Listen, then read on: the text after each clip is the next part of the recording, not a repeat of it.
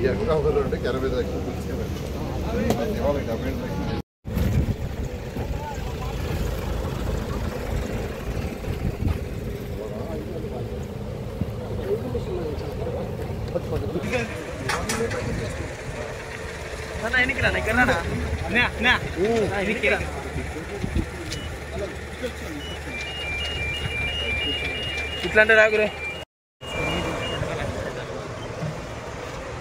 గత అక్టోబర్ 2వ తేదీ ముఖ్యమంత్రి గారు మచిలీపట్నంలో స్వచ్ఛ భారత కార్యక్రమం చేస్తూ ఆ రోజు మాకు ఆదేశించారు.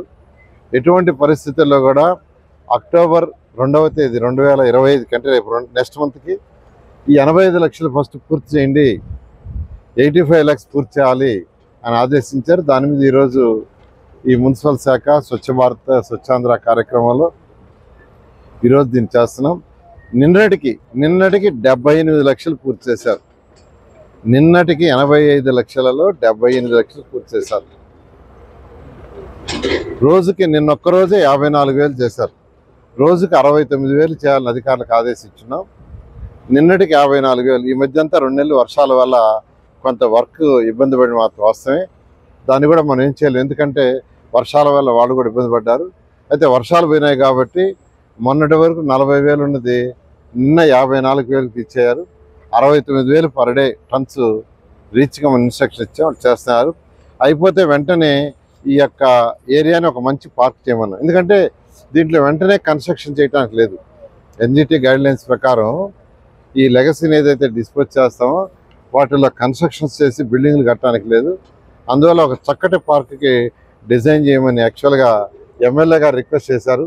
మాకు ఒక మంచి పార్క్ని ఇక్కడ ఏర్పాటు చేయండి ప్రజలకు అన్నారు. దాని మీద యాక్చువల్ కమిషనర్ గారికి ఇన్స్ట్రక్షన్ ఇచ్చాను. గ్రీన్ కార్పొరేషన్తో కోఆర్డినేట్ చేసుకుని ఇమీడియట్గాని సో ఈ లెగసీ తీసేయంగానే వెంటనే ఇక్కడ ఒక మంచి పార్క్ని చేయటం జరుగుతుంది. ఏదైతే అమృతలో దాదాపు 2021-22లోనే 8,500 కోట్లు గత ప్రభుత్వం శాంక్షన్ చేస్తే, కేంద్ర ప్రభుత్వం శాంక్షన్ చేస్తే ఫస్ట్ ఇన్స్టాల్మెంట్ ఇస్తే దానికి మ్యాచింగ్ ఆగిపోయింది.